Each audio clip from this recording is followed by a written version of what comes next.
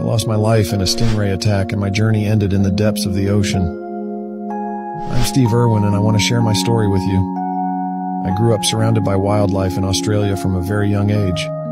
My family ran the Queensland Reptile and Fauna Park, a reptile zoo, and that's where my passion for nature and animals was born. Animals began to flourish.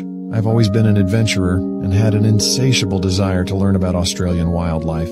In 1992, I started hosting a television show called The Crocodile Hunter with my wife, Terry Irwin. This show has given me the opportunity to take you viewers with me on my wildlife adventures. My approach was unique. I got up close and personal with dangerous animals like crocodiles, snakes, and spiders to educate people about these amazing and often misunderstood creatures. I believe that by getting to know animals better, we can learn to respect and protect them. My life changed forever in September 2006 while filming a documentary on the Great Barrier Reef. While swimming near a stingray, I accidentally hit my tail. It was an unexpected tragedy that took my life. My death shocked the world and left a void in the wildlife conservation community. If you want the second part, leave a comment below.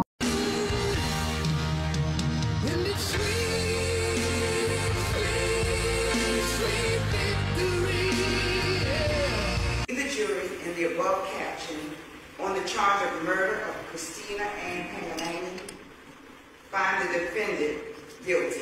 Oh my God! Oh my God! We, the jury in the above caption case on the charge of great bodily injury of a child, we find the defendant guilty. Oh my God! We, the jury, in the above caption case on the charge of criminal conspiracy, find the defendant not guilty. Christina Ann Pangalani, find the defendant guilty. We, the jury, in the above caption case on the charge of great bodily injury on a child, find the defendant guilty. We, the jury, in the above caption case on the charge of criminal conspiracy, find the defendant not guilty. Got an update in the Danilo Cavalcante case. If you don't know who he is, he's the guy that escaped from the Chester County Prison in Pennsylvania last week. Today is actually day 7 of this manhunt, and nobody can capture him. But video footage has been released of how he got out.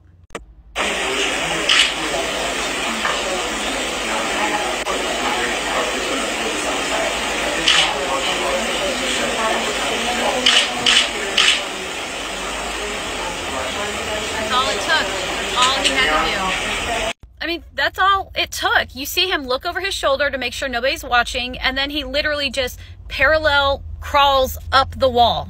Don't forget, he was supposed to be transferred to a high security prison this week to serve a life sentence for what he did to his girlfriend. They gotta fix that shit. This guy is only 5 foot tall. So if he was able to do it, I'm sure other people could do it too. I just hope they get him fast. This is day 7, like I said. I mean, how has this guy not been captured yet?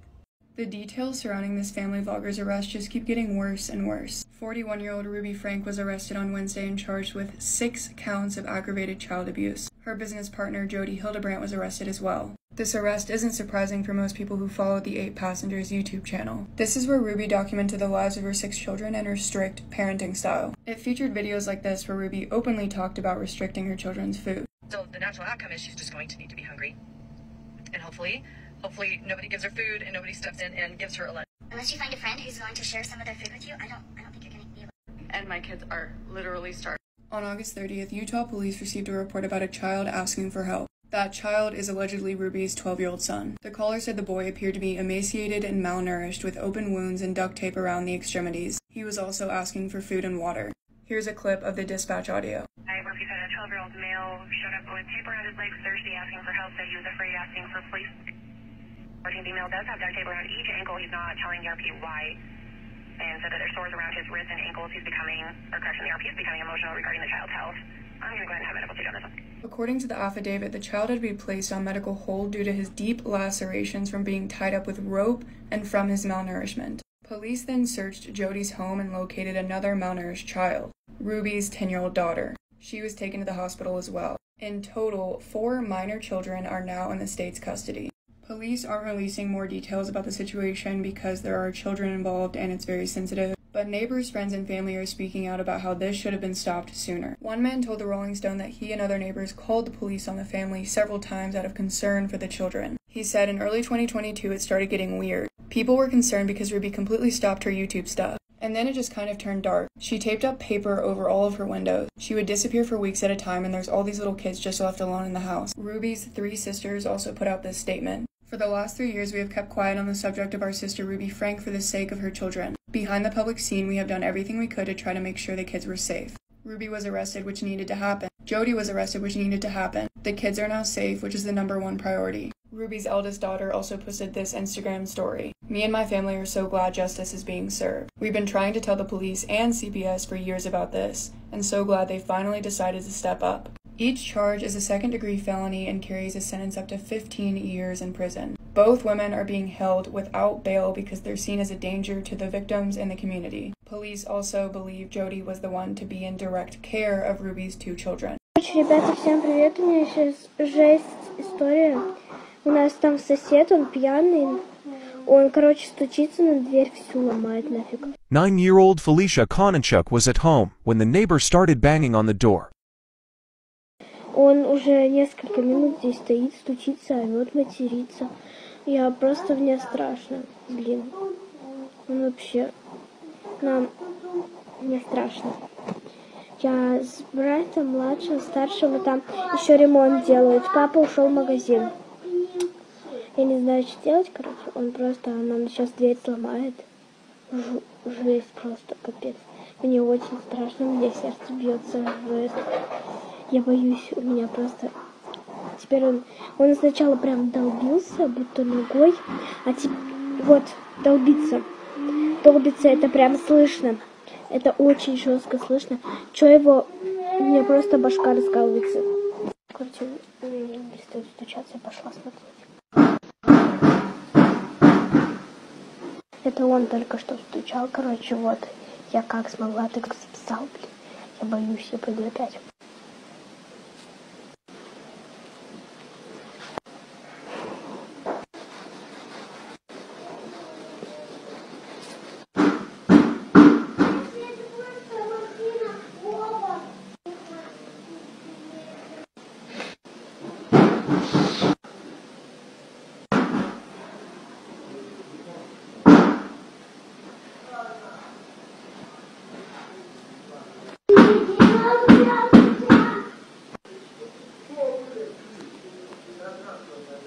Скажу вам по-честному, он уже, блин, час где-то стоит, стучится, я уже, блин, сердце страшно, жестко, это жестко. Мой брат, короче, спрятался и все. Eventually the neighbor gave up and left. Her father returned from the shops, and soon after there was a soft knock, which she mistakenly thought was her friend coming to take her for a walk. The girl went to open the door, but it was neighbor Vasily Dunitz again, who allegedly unleashed a volley of shots with his 12-caliber hunting rifle. The bullets penetrated the metal door and she was hit in the head. Dad quickly called emergency services, but it was too late.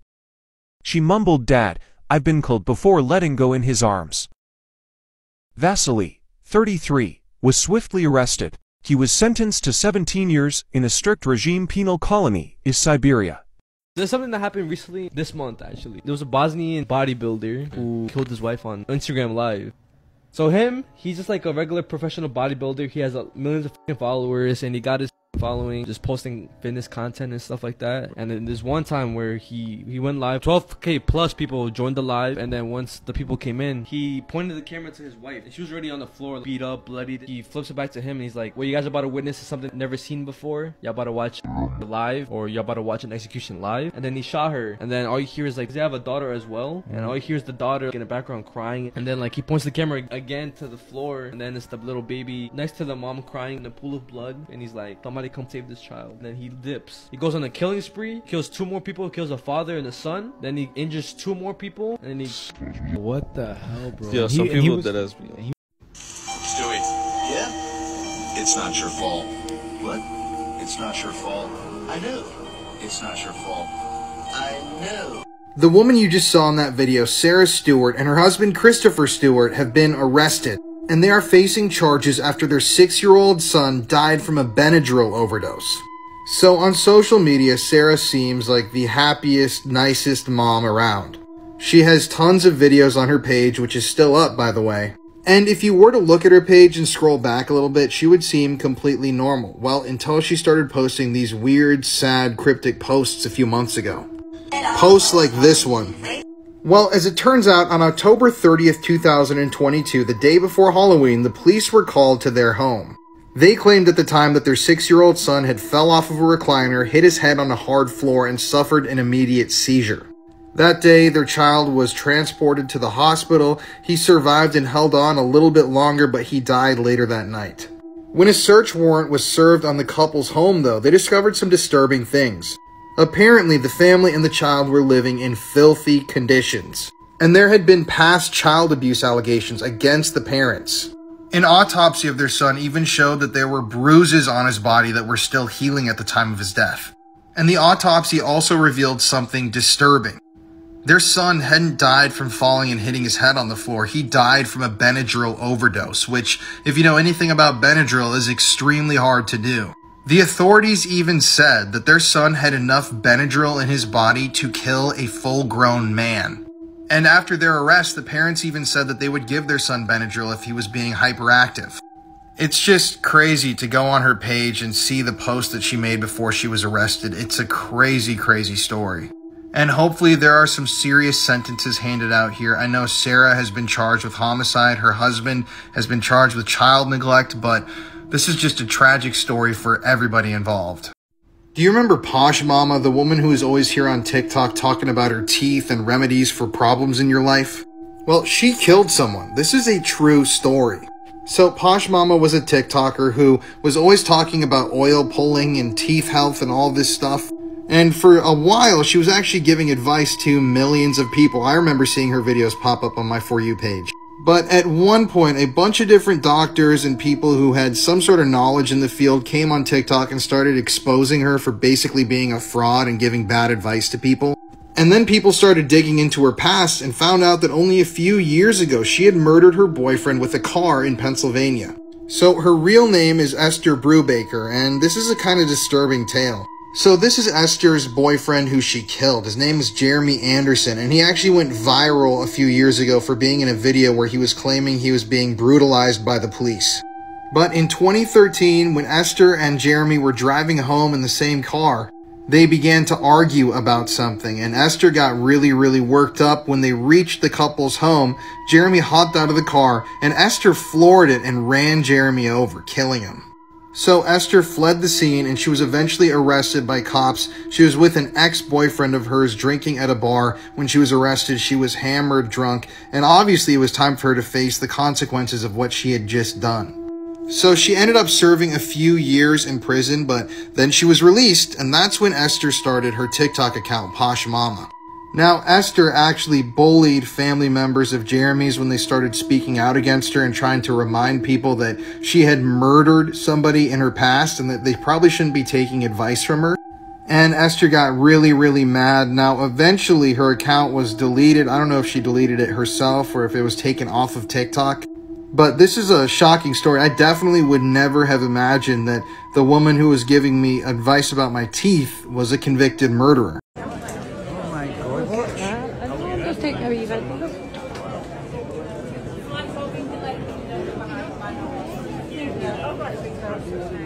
Right, have you been through this system?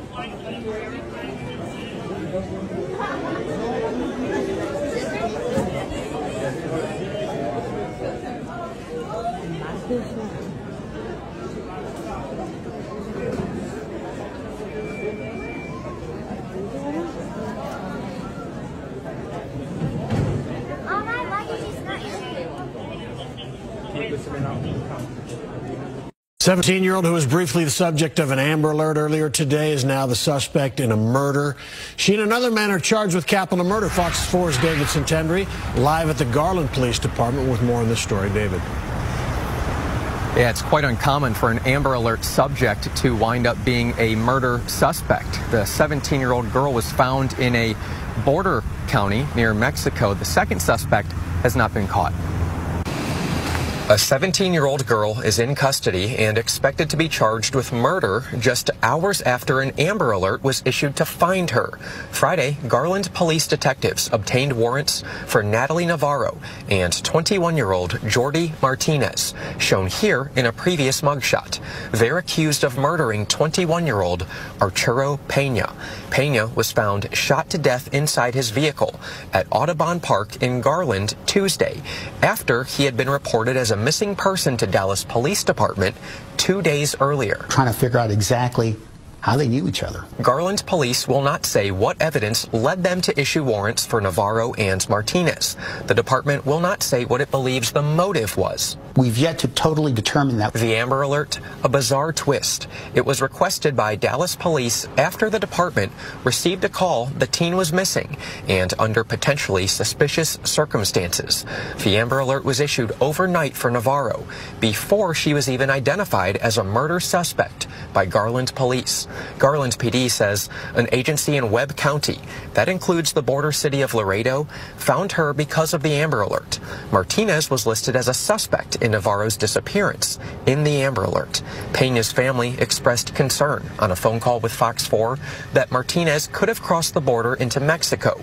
Martinez has a criminal history, including a felony indictment for allegedly shooting a gun into a house in Garland last November. It's where we know Jordi to kind of be or have been in the past. Now, I don't know where Jordi is currently. Back at Garland's Audubon Park, where Pena was killed, it's unclear what brought the 21-year-old here to begin with. We don't know. Garland PD says it obtained a search warrant for Pena's vehicle in hopes of finding evidence to answer questions about his murder. There's a lot of stuff going out. We collected a lot of evidence, so we're trying to process everything right now. Again, Martinez has not been found by law enforcement, so anyone who might have any information on his whereabouts is asked to contact Garland's police department. You're going to see a lot of ammunition. You're going to see the gun that killed Dave, which was the Tech 9. It's in another room in there. They have layouts of where each body was found. There's just a lot. I couldn't believe it.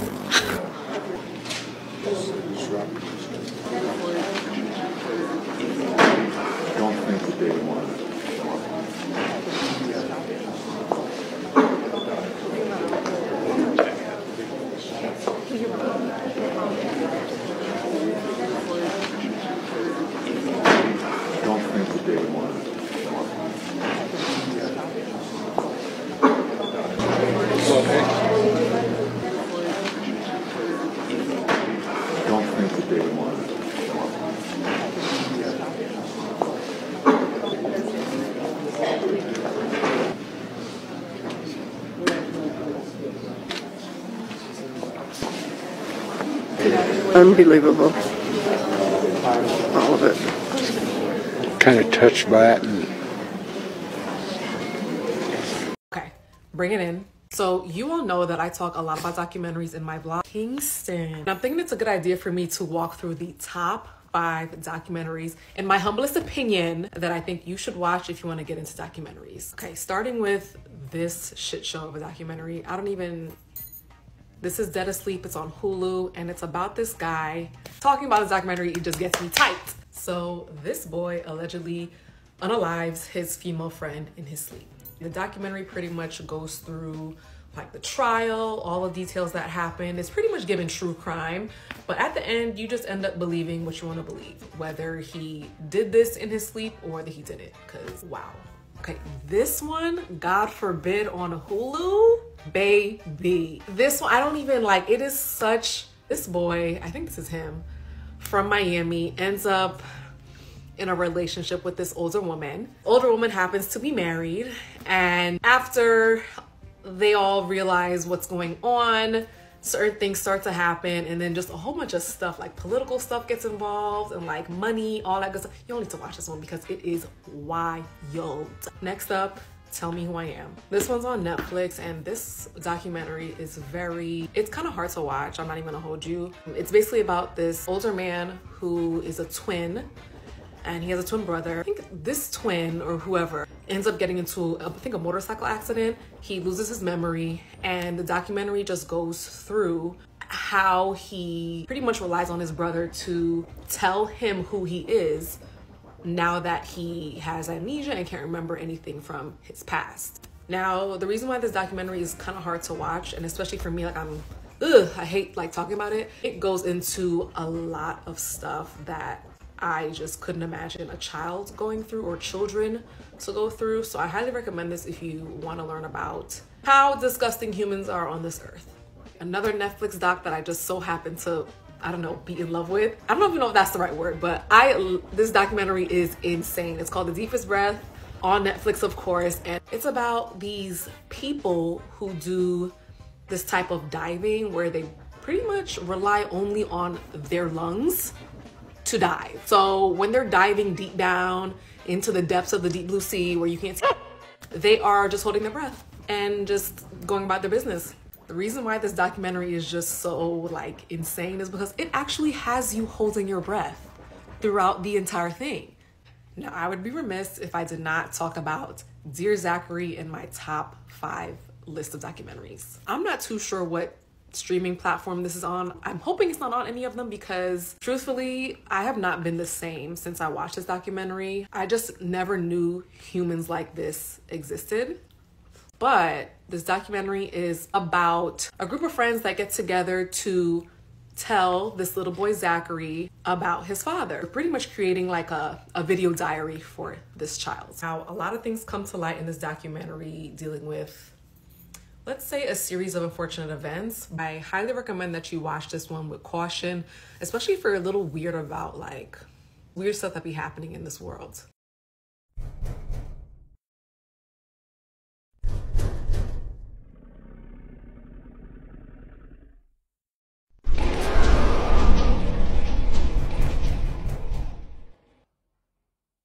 Drugs, alcohol, rape.